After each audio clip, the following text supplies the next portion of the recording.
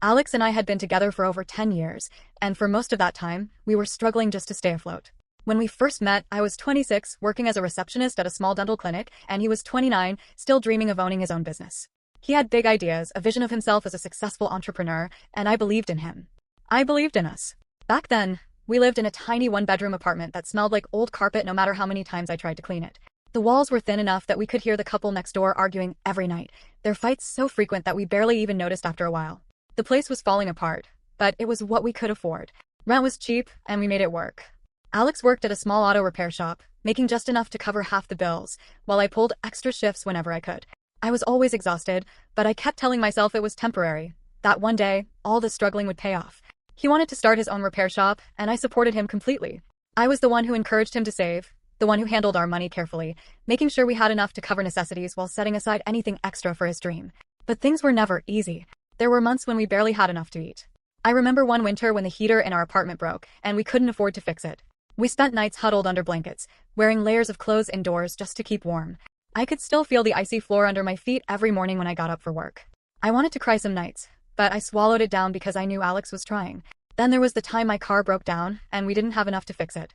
I had to take the bus to work for weeks, waking up an hour earlier just to make it there on time. I remember standing in the freezing cold, waiting at the bus stop while thinking about how different life would be once Alex's business took off. But the worst moment came when I got sick. It was just a bad case of the flu, but we couldn't afford to take any time off. I worked through it, barely able to stand, my body aching with every step. Alex did his best to take care of me, making cheap canned soup and bringing me tea when he could. But we couldn't afford medicine, and every penny we had was going into the business fund. Through it all, I kept believing in him. When Alex finally decided to take the leap and open his own shop, we were both terrified. We had just enough money to rent a small garage and buy a few essential tools, but it wasn't enough to hire employees. He worked alone, taking in any car he could, while I helped with paperwork in the evenings after my own shifts. At first, it was brutal. Some weeks, he barely had any customers. There were nights when I came home to find him sitting in the dark, staring at the stack of unpaid bills on the table. I knew he was questioning everything, wondering if he had made a mistake, but I refused to let him give up. I reminded him why we started, why we sacrificed, why we kept pushing forward.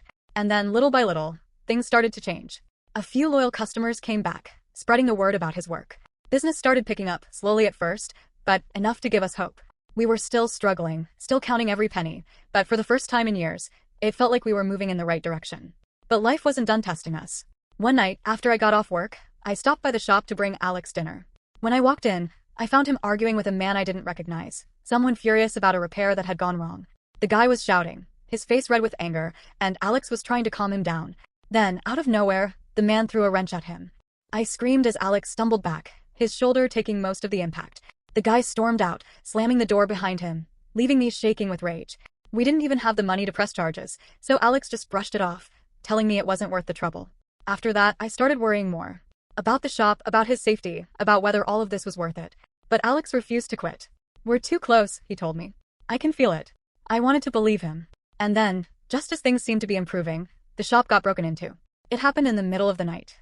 We got a call at 3 a.m. from the police, telling us someone had smashed the front window and stolen whatever they could.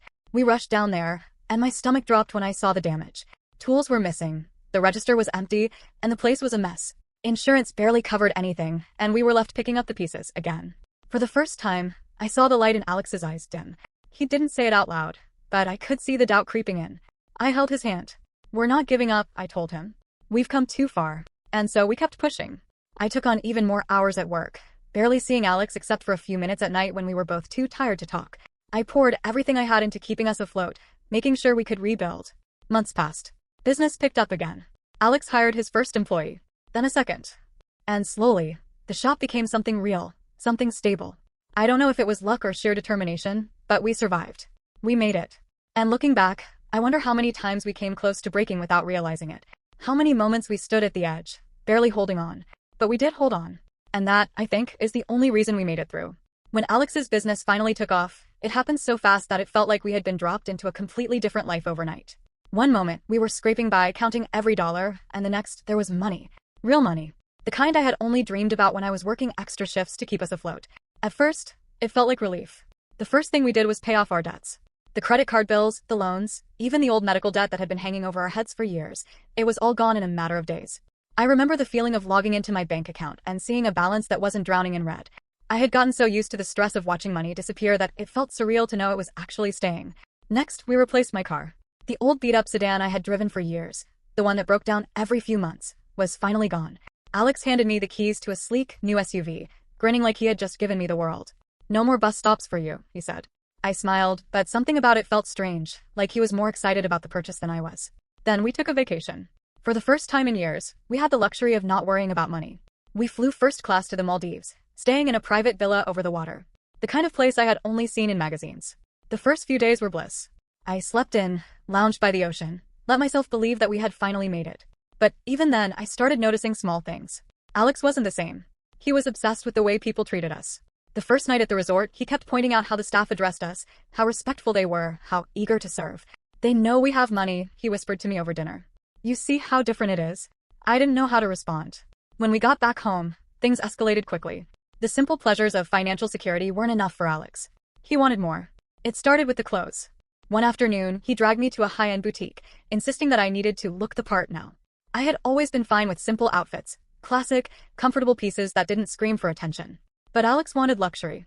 He handed me designer dresses, expensive handbags, shoes that cost more than our old rent.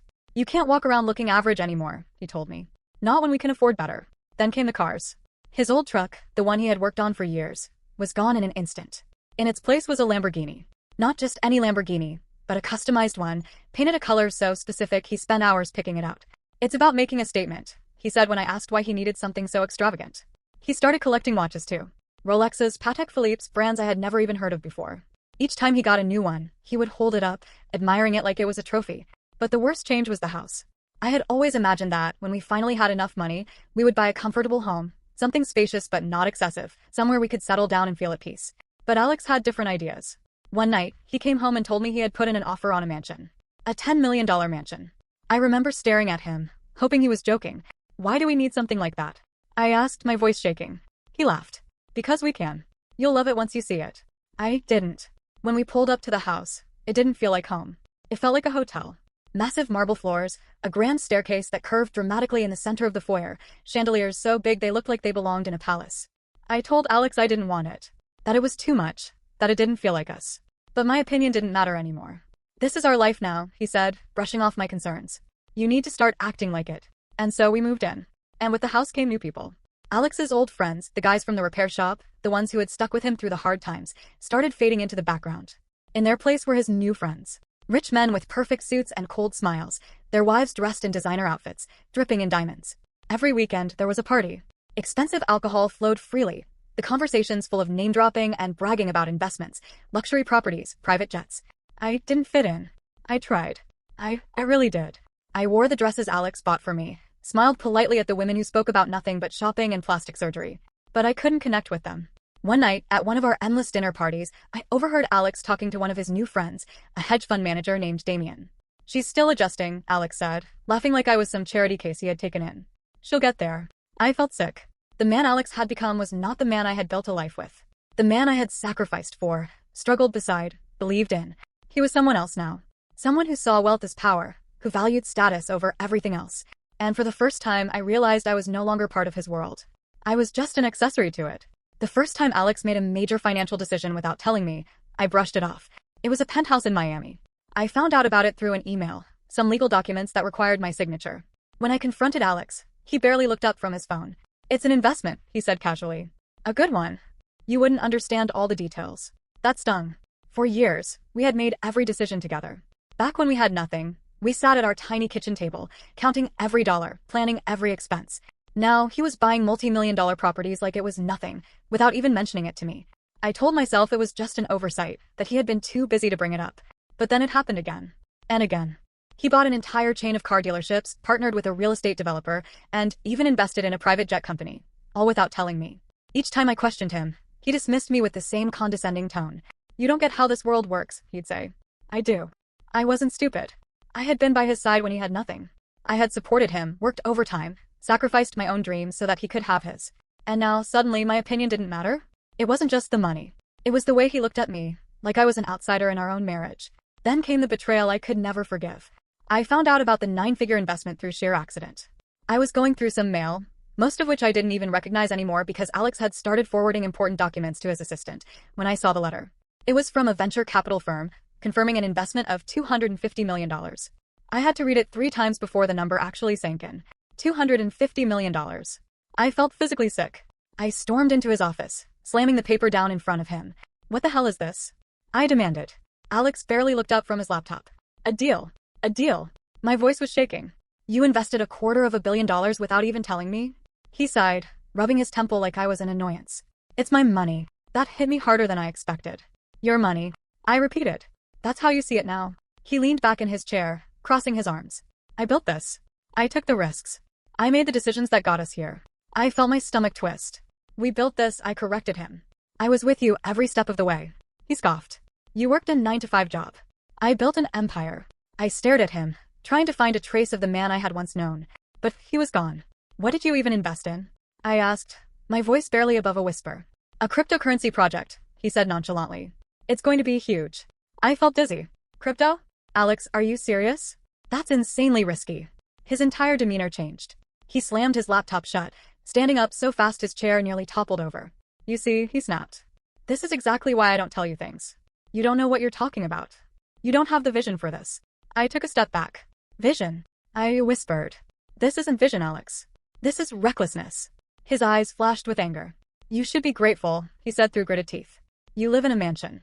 You drive a $100,000 car. You have everything you could ever want because of me. Because of us, I corrected again. You don't get to erase me from the story. His jaw clenched. You're acting like a spoiled brat. Do you even hear yourself? Women would kill to be in your position. I felt something inside me snap. My position? I laughed bitterly. And what position is that, exactly? A wife you can buy. Someone you don't even respect enough to talk to before throwing away a fortune. Alex's eyes darkened. I don't need your approval, he said coldly. And if you can't handle this life, maybe you shouldn't be part of it. I stared at him, my heart pounding in my chest. That was the moment I knew. Alex didn't see me as his wife anymore. I was just another thing he owned. The first time I met Selena, something in my gut told me I wasn't going to like her.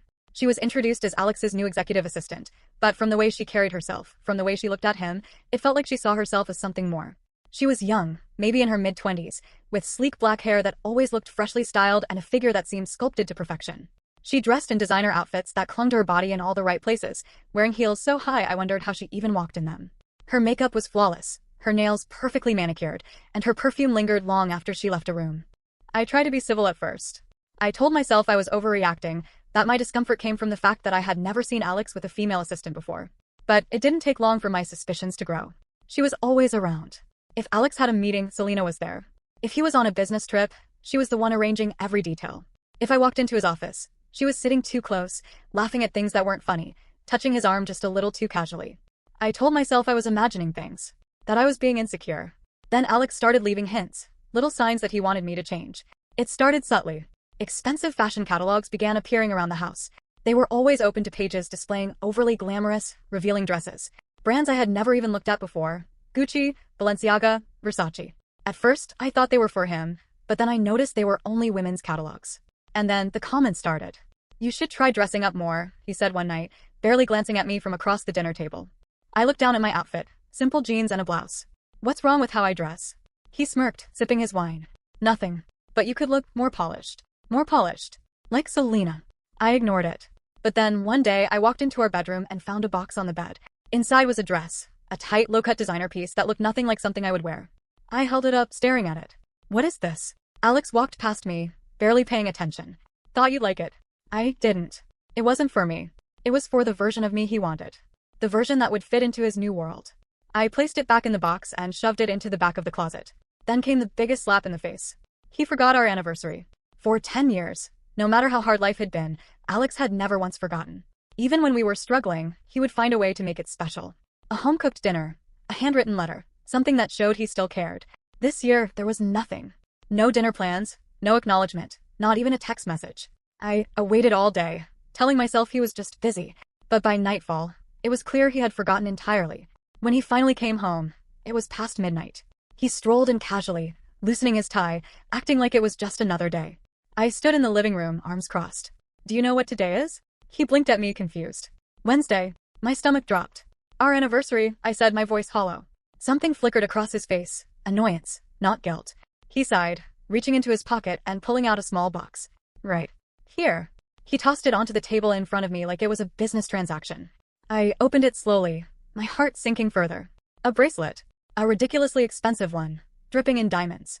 "Happy anniversary," he said flatly, before walking past me. That was it. No apology. No attempt to make up for forgetting. Just a cold $100,000 gift meant to shut me up. I didn't say anything.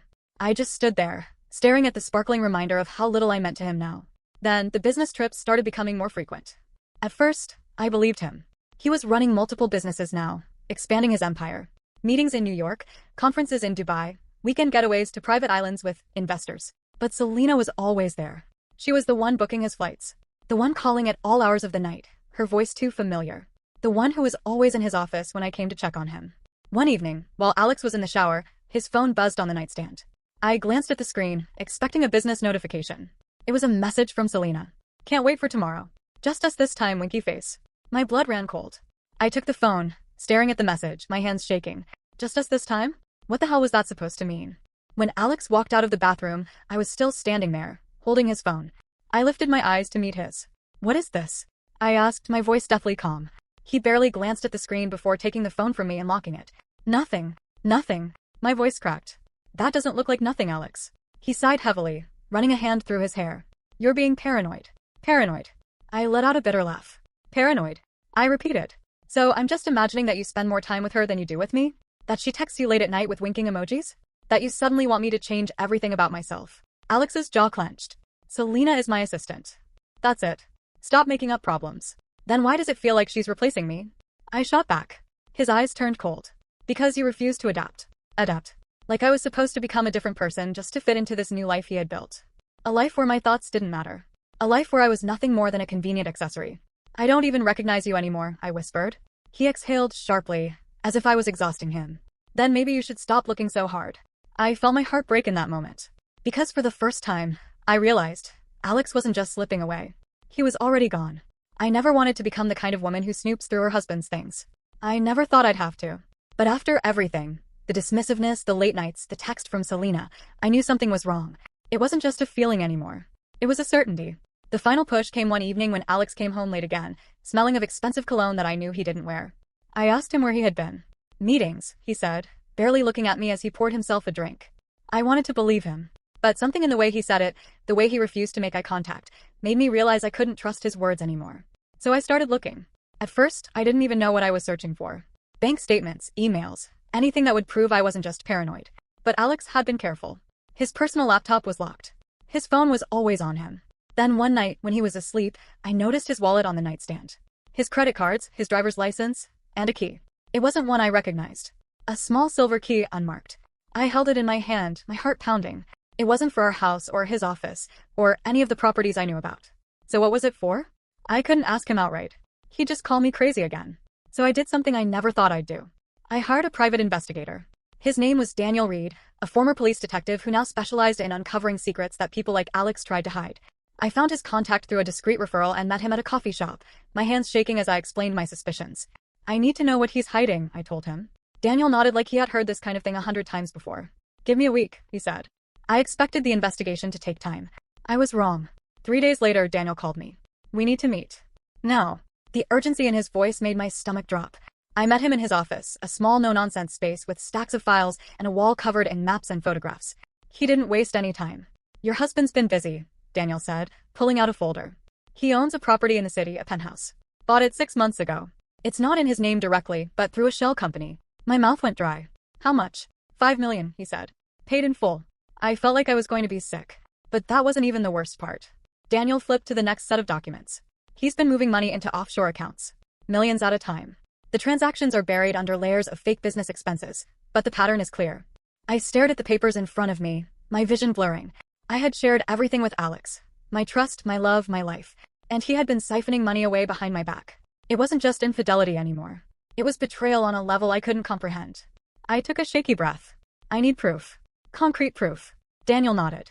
"I can get it. But you need to be ready for whatever comes next." 2 days later, I had it all. Copies of financial statements, property records, screenshots of wire transfers leading to hidden accounts in the Cayman Islands. The truth was right there in black and white. I waited until Alex came home that night, sitting at the kitchen table with the folder in front of me. When he walked in, loosened his tie, and poured himself a drink like nothing was wrong, I finally spoke.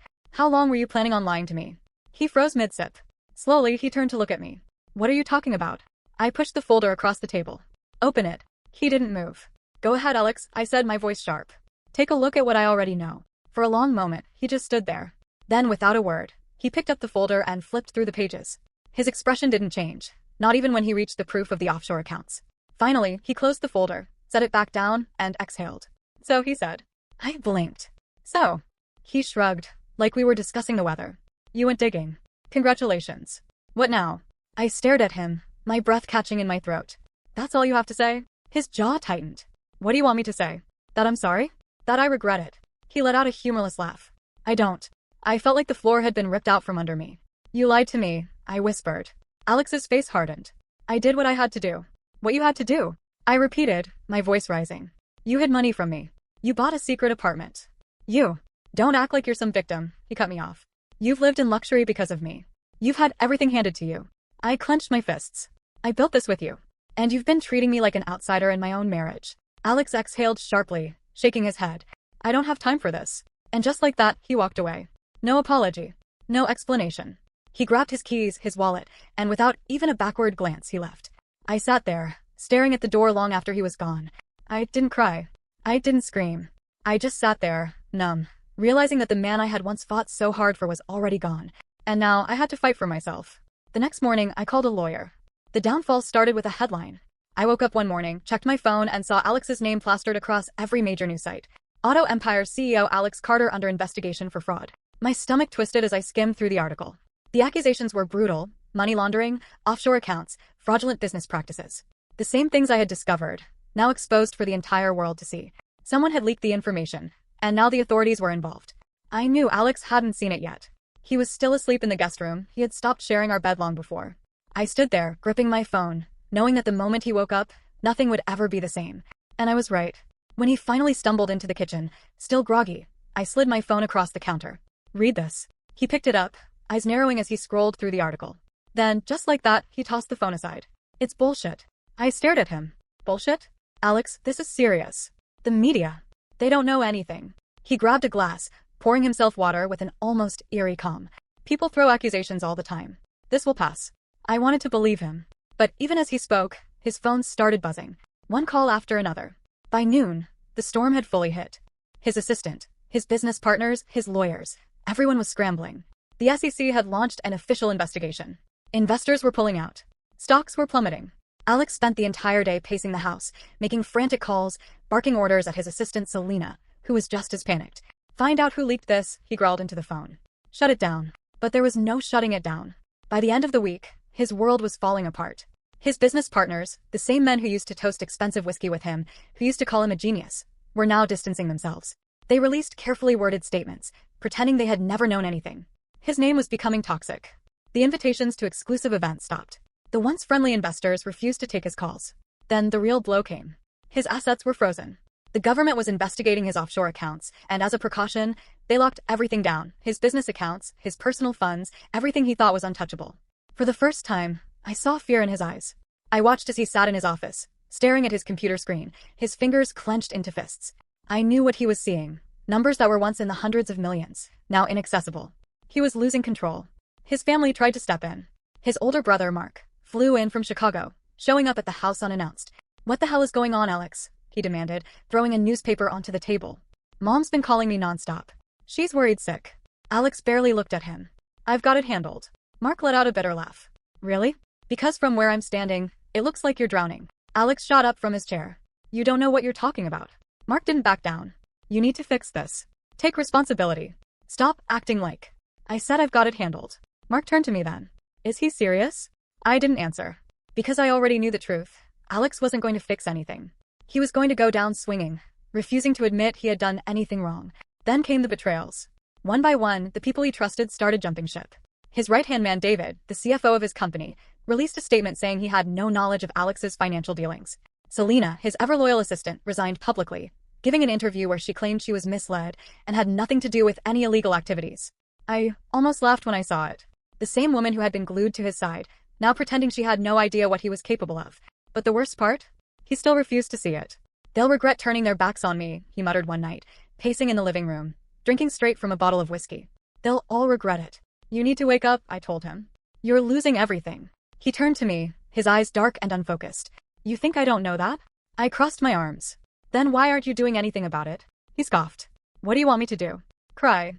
Beg? I shook my head. I want you to take responsibility. That set him off. You want to talk about responsibility? He stepped closer, his voice sharp. Where were you when I was building all of this? Sitting at home, playing the loyal wife while I was out making us rich. I felt my breath catch. Are you seriously blaming me for this? He let out a bitter laugh. You never understood what it takes to win. I stared at him, my heart pounding. And look where that attitude got you. For a moment, I thought he might actually hit me. His fists were clenched, his body rigid. But instead, he just shook his head and walked away. That was the last conversation we had as husband and wife. The next morning, I went to my lawyer. I told him I wanted out. I need to protect what's left, I said, sliding a stack of documents across his desk. He looked them over, nodding. We'll freeze the joint accounts first. And just like that, the last tie I had to Alex started unraveling. When he found out, he lost it. He came storming into the house, his face red with rage. You froze the accounts. I didn't flinch. Yes. His hands curled into fists. Do you have any idea what you've done? I stood my ground. I protected myself. His laugh was sharp, humorless. You really think you're better than me, don't you? I met his eyes. No. But I refused to sync with you. For the first time in our marriage, he had nothing to say. He just stood there, breathing heavily, before finally grabbing his keys and storming out of the house. He never came back. By the time the divorce papers were filed, Alex Carter was no longer the powerful man he once was. He was a scandal. A cautionary tale of greed, arrogance, and self-destruction. And I was finally free. The divorce should have been the end of it. But with Alex, nothing was ever that simple. The court battles were a disaster from the start. I had expected him to fight, but I hadn't expected him to be so vicious. He tried everything, twisting the truth, painting me as some money-hungry woman who was trying to destroy him. He had his lawyers dig into every aspect of my life, searching for anything they could use against me. But I had something he didn't, the truth. And the truth was undeniable. My lawyer, a sharp and ruthless woman named Vanessa Carter, no relation to Alex, thank God, came prepared. She laid everything out. The hidden accounts, the offshore money transfers, the secret penthouse. She exposed every shady deal, every reckless financial move he had made behind my back. Alex sat across from me in that courtroom, his jaw tight, his hands clenched into fists as he realized he was losing. But he didn't go down without a fight. At one point, he had his lawyers accuse me of stealing from him. I almost laughed in disbelief. Stealing? I whispered to Vanessa. Stealing what? My own money. Vanessa smirked. He's grasping at straws. And she was right. The judge saw through Alex's lies. The accounts were frozen under fraud investigations, meaning he couldn't claim that I had taken anything. The evidence was stacked against him, and despite his wealth, or what was left of it, his power meant nothing in front of the law. The final ruling? I won. I got what I was entitled to, not out of greed, but because I had spent years supporting him, building that life with him. The judge awarded me a fair settlement, and I walked out of that courtroom feeling something I hadn't felt in a long time. Free.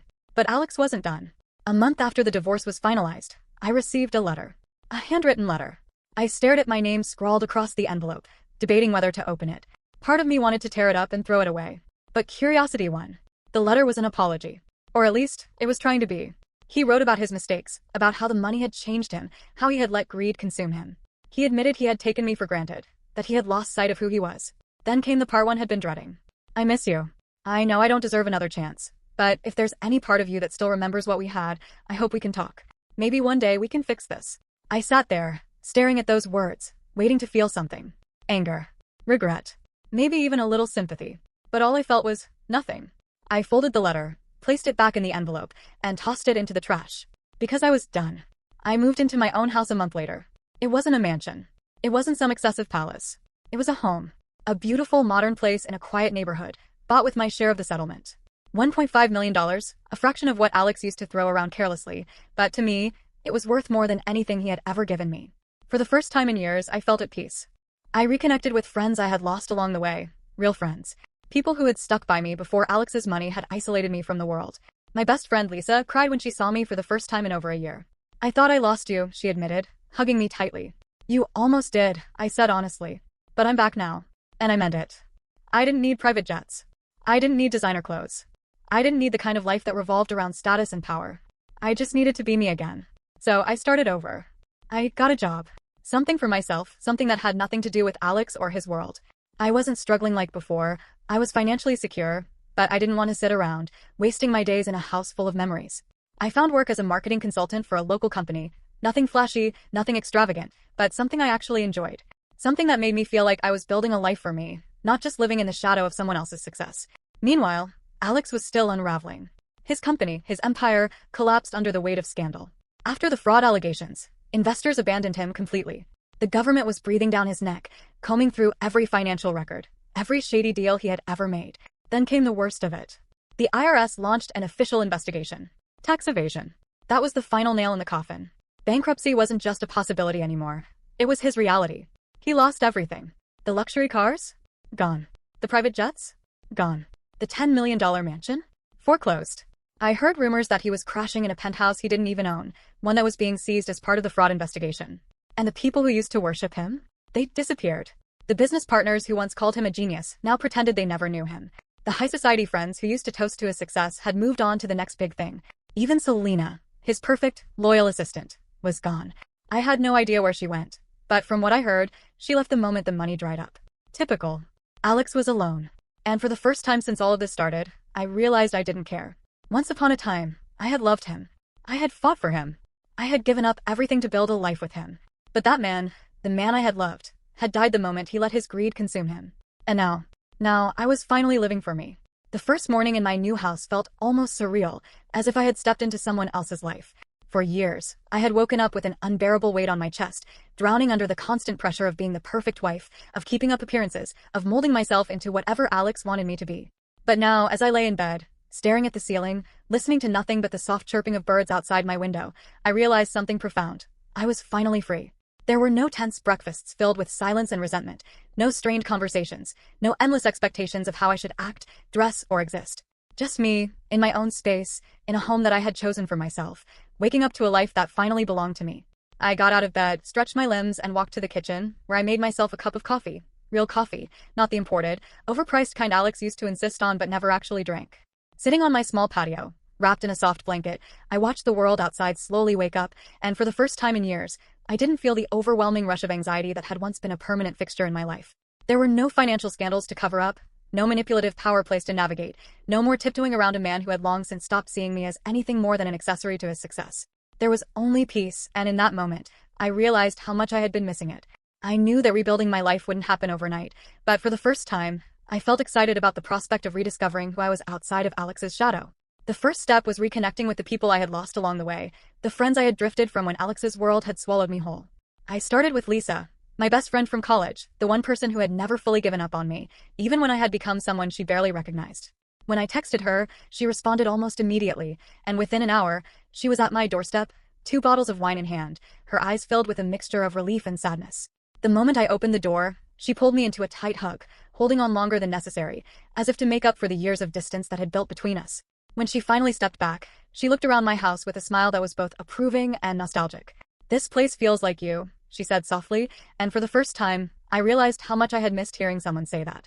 We sat in my living room for hours, drinking wine, catching up, and reminiscing about the past, and it wasn't long before we started laughing like we used to, as if no time had passed at all. At one point, she leaned back against the couch, tilting her head at me with a knowing smirk. "So," she said, swirling the wine in her glass, "does this mean you're finally going to take that pottery class you always wanted to?" I laughed, remembering how Alex had once scoffed at the idea, dismissing it as a pointless hobby that wasn't worth my time. "Actually," I said, feeling a sense of defiance and excitement rise within me. "Yeah, I think I am." And just like that, I started taking small steps toward reclaiming myself. I signed up for pottery classes, and though my first attempts were absolute disasters, I found myself enjoying the process of creating something with my own 2 hands, without anyone's judgment looming over me. I started reading again, not the business and finance books Alex had encouraged me to, but the mystery novels I had always loved. I chopped my hair short, something I had wanted to do for years but never had the nerve to, because Alex had preferred long hair. I filled my home with things that made me happy, without worrying about whether they were luxurious or status appropriate. I cooked meals that I loved, not ones designed to impress others. I allowed myself to live in a way that felt natural, without constantly second-guessing whether I was good enough, glamorous enough, or perfect enough to fit into a world that had never truly been mine. One evening, Lisa convinced me to go out with her, just a simple night at a small, cozy bar in the city, a far cry from the exclusive, pretentious parties I had once been forced to attend. It was the kind of place with warm lighting, good music, and an atmosphere that felt real, not manufactured. I wasn't looking for anything other than a night of fun with my best friend, but fate had other plans. I was sitting at the bar, sipping my drink, when a man a few seats away caught my attention. He wasn't flashy, he wasn't wearing a designer suit, and he didn't carry himself with the arrogant confidence of someone who had too much money and too little soul. He had dark hair, a strong jawline, and a quiet confidence that came from something much deeper than wealth. "Not a fan of crowds?" he asked, his voice smooth but unassuming. I hesitated for a moment before shrugging. "Not anymore." He smiled, as if he understood exactly what I meant. "Good choice." We talked. About nothing and everything. About books, about music, about the strange, hilarious quirks of human nature. It was light, effortless, and for the first time in years, I enjoyed a conversation without the pressure of expectation or performance. I didn't tell him about Alex, not that night. I didn't want to be defined by my past or my mistakes. I just wanted to be in the moment, enjoying something as simple and beautiful as a genuine connection with another person.